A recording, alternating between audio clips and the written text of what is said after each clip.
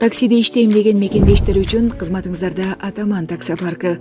Москва жана бүткүл Россия шаарларын Яндекс таксиге жана Сити мобилге улайбыз. Парктын комиссиясы болгону 2,5%. Акча чечүү бекер. Круглосуточно иштейт. Любой момент, любой суммадагы акча чечип алууга мүмкүнчүлүк бар. Яндекс заправка 3000 рубльга чейин суткасына куйсаңыздар болот. Комиссия алынбайт. Кисарт без документов алып бергенге жардам беребиз. Жана справка несудимости кисартка кошуп беребиз. Путевой лист, страховка таксиге жасоодо бар. Ар бир ай сайын Атаман парктын атынан розыгрыштар ойнотулуп турат. Ишеничтүү парк 3 жылдан бери биздин мекендештерибиздин алдында кызматтабыз. Байланыш үчүн телефон номерлер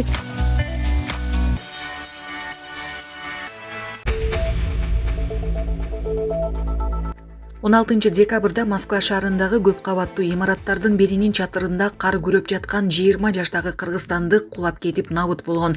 Баштапкы маалыматка караганда маркумда коопсуздук куру болгон эмес. Кыргызстандын Орусиядагы элчилигинин басма сөз катчысы Назгүл Жусубакунова азаттыкка мигранттын өлүмүн ырастап, сөөктү Кыргызстанга жеткирүү маселеси чечилип жатканын айтты. Бул окуя боюнча тийиштүү иштер жүргүзүлүп жатат. Орусиянын компетенттүү органдары тарабынан кылмыш иши козголуп, баа берилет. Дүйшөмбү күнү маркумдун сөөгүн мекенибизге жөнөтүү пландалып жатат. Аталган маселе элчиликтин көзөмөлүндө деп билдирди Жусубакунова. Орусияда жашап иштеген кыргызстандык мигранттар иш мезгилинде түрдүү кырсыкка кабылган учурлар буга чейин да болгон. Расмий маалыматтарга ылайык 2023 жылдын башынан бери чет өлкөлөрдөн мекенине 530 кыргызстандыктын сөөгү алып келинди. Алардын басымдуу бөлүгү Орусиядан, калгандары Түштүк Кореядан, Туркиядан, Казакстандан келген. Бул үчүн мамлекеттен 57 миллион 610 миң сом бөлүнгөн.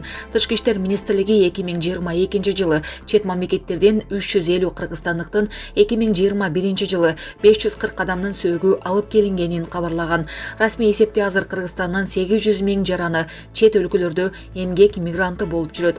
Бейрасмий маалыматтарда чет жактагы мигранттар 1 миллиондон ашат. Алардын көбү Орусияда. Булак Азаттык. Сиз мага эч ким эмессиз. Мирлан Самый Кожо менен Улан Примов кайым айтышты. Бүгүн 19 декабрда мамлекеттик тууну өзгөртүү боюнча мыйзам долбоору Жогорку Кеңештин конституциялык мыйзамдар, мамлекеттик түзүлүш, сот укук маселелери боюнча комитетинде каралууда. Анда эл өкүлү Мирлан Самый Кожо башында бүтүндөй парламентке тууну өзгөртүүнү авторлор сунуштап жатат дебеди беле. Силер сунуштап айтканыңар чынбы деп суроо салды. Ага туунун авторлорунун бири Бекбосон Жайчыбеков авторлордон андай сунуш болбогон айтты. Мирлан Самый Кожо: Улан Бердибаевич, сиз айтып бериңизчи, баягыда ооз умурдубуз кыйшайбай эле ушул авторлор сунуштады дебедик беле?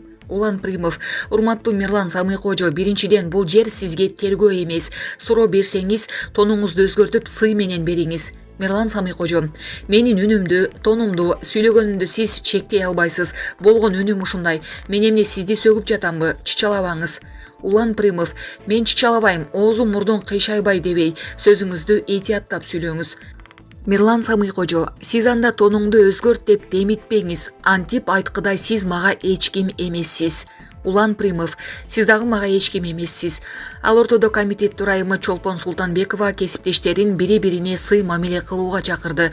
Белгилей кетсек, желекти өзгөртүү боюнча мыйзам долбоорун төраган Нурланбек Шакиев менен депутат Улан Примов демилгелеп чыккан. Кыргызстандын мамлекеттик туусу 1992 жылдын 3-мартында Жогорку Кеңеш тарабынан бекитилген. Авторлору Эдил Айдарбеков, Бекбосон Жайчыбеков, Сабыр Иптаров, Жусуп Матаев, Мамат Сыдыков. Булак Суперкежи. Садыр Жапаров Кытайдын мамлекет башчысына көңүл айтты. Өлкө башчы Садыр Жапаров Кытай эл республикасынын төрагасы Си Цзиньпинге өлкөнүн Гансу жана Синхай провинцияларында жер титирөөнүн кесепетинен көптөгөн адамдардын курман болгондугуна байланыштуу көңүл айтуу телеграммасын жөнөттү. Жер титирөөнүн кесепетинен Кытайдын Гансу жана Цинхай провинцияларында көптөгөн адамдардын курман болгондугу жана жабыркагандыгы тууралуу суук кабарды терең кайгыруу менен кабыл алдым. Кыргыз элинин жана жеке өзүмдүн атымдан курман болгондордун үй бүлөлөрүнө, жакындарына көңүл айтам жана жабыр тарткандардын тез арада сакайып кетишин каалайм. Орду толгус оор жоготуунун аза кайгысын тең бөлүшөбүз деп айтылат телеграммада. Белгилей кетсек, Кытайда 19 декабрга караган түнү катталган зилзаладан кеминде 111 адам каза тапканы маалым болгон. Булак Суперкежи. Долондо унаа жүктөгөн трал кулады. Бүгүн 19 декабрда Нарындагы Долон ашуусунда унаа жүктөп келе жаткан трал жүктөлгөн унаалары менен чогуу кулады. Унаа жүктөгөн трал коңшу Кытайдан келе жаткан, анда ашуудан түшө бериш жерде айдоочу рулга ээ боло албай калган. Жеринде жол кыймылынын коопсуздугун камсыздоо кызматкерлери жок, айдоочулар гана чогулушту. Булак Супер KG. Орусиянын тергөө комитети Борбор Азиялык эки рэп аткаруучуга карата улут аралык кастыкты козотуу тууралуу айып тагып кылмыш ишин козгоду. Шерафкан Шарипов менен Ислам Закиров тергөө комитетинин маалыматына караганда өз чыгармаларында башка улуттагыларга күч колдонууга үгүт кылышкан. Мурдара айрым телеграм каналдарда бул эки рэперди жазага тартуу чакырыктар айтылган. Шерафкан рэп таймаштарынын биринде Орусиянын Электросталь шаарында окуяга кайрылган. Бул шаарда белгисиз бирөөлөр жергиликтүү бир тургундун чач жасалгасын туура эмес деп эсептеп баш терисин сыйрып салышкан. Ал эми рэпер рецидив батылдардын биринде орус аял деген сөздү колдонгон. Бул батылдардын видеосу интернетке жарыялангандан кийин Орусияга Борбор Азиядан барган эмгек мигранттарына каршы многонационал телеграм каналы катталуучуларына кайрылып, тергөө органдарына арызданууга жана аталган эки рэпердин сөздөрү мыйзамга канчалык туура келерин текшерүүгө чакырган. Тергөө комитети кастыкты козотуу тууралуу иш Москвада жашаган эки Борбор Азиялыкка карата козголгонун маалымдады. Бирок алардын аты жөнүн ачыктаган жок.